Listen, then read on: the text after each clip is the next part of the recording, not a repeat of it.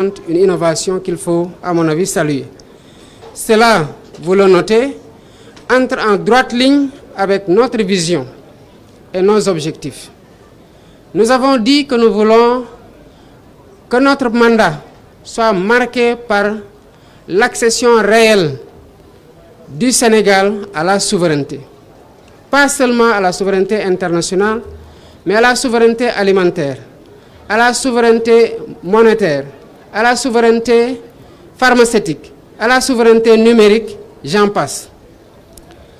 Donc, des rendez-vous comme ça qui permettent aux acteurs qui ont les solutions à apporter et qui demandent un accompagnement de l'État, c'est un rendez-vous important dans le sens où ça permet aux autorités, notamment les ministres, mais aussi le président de la République que je suis, de voir l'horizon des possibles et ce qui est en train d'être réalisé de façon effective, parce que les gens viennent exposer des résultats de travaux ou de réalisations qui sont déjà faits sur le terrain.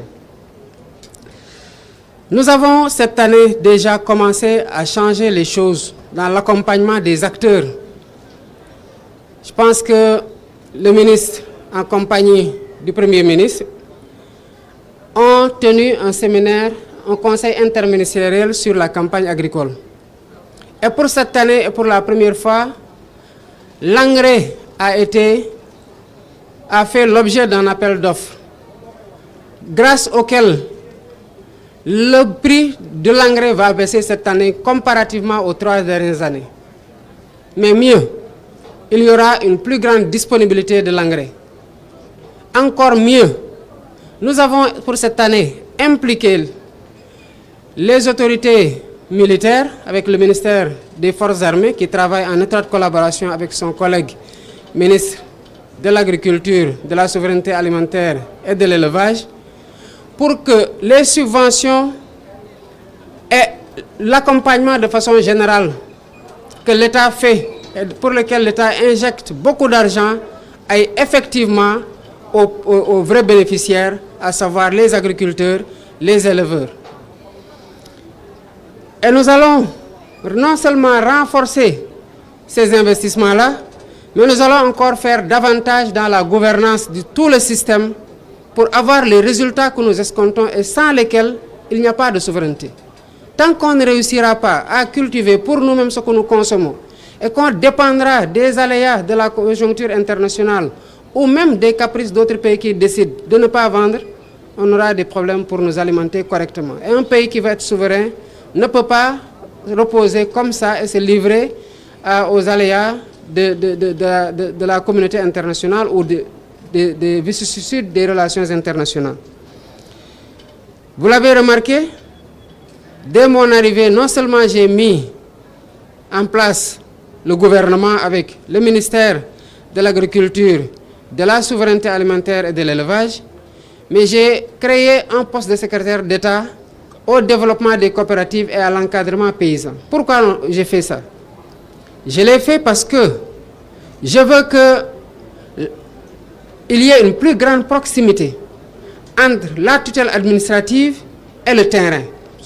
Et ce que j'attends du secrétaire au développement des coopératives et à l'encadrement paysan, ce n'est pas qu'il soit régulièrement à Dakar et dans les bureaux, mais c'est pour qu'il aille sur le terrain. Mais je veux souligner un fait qui n'est pas anodin, qui rend compte de l'état d'esprit dans lequel nous gouvernons. Monsieur Mabouba Diagne, la première fois que je lui ai serré la main, c'était en Conseil des ministres. Absolument. Je l'avais déjà nommé ministre. Je ne lui ai jamais parlé au téléphone. Mais ceux qui l'ont rencontré, ceux qui l'ont vu, ceux qui ont cherché à savoir qui c'est, y compris ses collaborateurs les plus directs, savent qu'on l'a pris pour ses compétences et non pour une appartenance politique parce qu'il ne fait pas de la politique, on ne lui demande pas de faire de la politique. Donc l'état d'esprit qui peut nous donner ces résultats-là, il est là. Et je l'ai instruit de procéder dans les meilleurs délais, sans précipitation, avec la concertation qu'il faut avec tous les acteurs. Parce qu'il faut écouter tous les acteurs. Il ne faut pas seulement écouter les services. Tout à l'heure, les responsables de l'organisation l'ont dit, ils l'ont souligné. Il est important de ne pas écouter seulement les services. Parce que les services, j'y étais. Quand vous arrivez, et quand on finit de vous parler, vous avez l'impression que tout marche. Mais en réalité, tout ne marche pas parce que ce qui relève de leur responsabilité, ils ne vous le montreront pas. Donc il faut écouter tous les acteurs, prendre le temps qu'il faut et procéder dans les meilleurs délais à la révision de la loi agro-silvo-pastorale.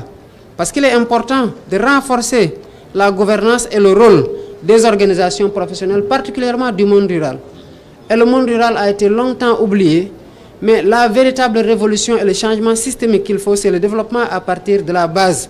C'est pour ça d'ailleurs que notre politique repose sur les pôles territoriaux de développement. Et je salue vos initiatives quand vous voulez implanter dans chaque région une coopérative et aller dans des coopératives plutôt, aller au niveau le plus bas pour les décentraliser et impliquer les populations. Parce que le développement ne se fait pas à partir du sommet pour descendre à la base. Il se fait à la base pour toucher le maximum de populations, les impacter et remonter vers le sommet, à savoir vers le monde, partir du monde rural pour aller vers le monde urbain. À défaut, ce qu'on va remarquer, c'est ce qu'on a tout le temps vu, c'est que ça va paupériser davantage le monde rural si on les oublie. Ils viendront par l'exode urbain, aller rural vers les capitales. Il y aura des problèmes d'urbanisme, d'habitat et d'assainissement et finalement un problème de logement qui va déboucher sur de l'insécurité. Donc on reste sur ces actions concrètes-là et je pense qu'il est important, au-delà de la révision de la loi agro-silvo-pastorale, en rapport avec les programmes qui ont été faits, il faut les évaluer, non pas dans le cadre d'un audit de gouvernance, c'est nécessaire, mais voir est-ce qu'ils collent à nos objectifs. Est-ce que ces programmes évalués doivent être réaménagés, réévalués, réorientés et renforcés. Et sous ce rapport-là, moi je vous fais entièrement confiance. J'ai vu votre dynamisme, votre implication et je suis persuadé que vous aurez les résultats qu'il faut avec les acteurs parce que nous allons faire ce qu'il faut pour faire de l'agriculture le fer de lance de notre économie. C'est ça en fait notre engagement, c'est ça notre promesse. En le liant avec de la transformation, je vois que les gens font des résultats quand même très appréciables. Et il faut renforcer cette chaîne de valeur-là pour faire du Sénégal ce que nous voulons. En tout cas, je suis très heureux d'être ici. Et je reviendrai autant que faire se peut parce que j'adore ces moments, j'adore ces endroits-là et vous le savez que ça me passionne beaucoup. Mais j'ai toujours eu cette conviction que la solution à l'essentiel de nos problèmes se trouve dans ce qu'on a vu dans ces stands-là. Merci beaucoup. Monsieur le Président, xam nañu ci wolof rek xam nañu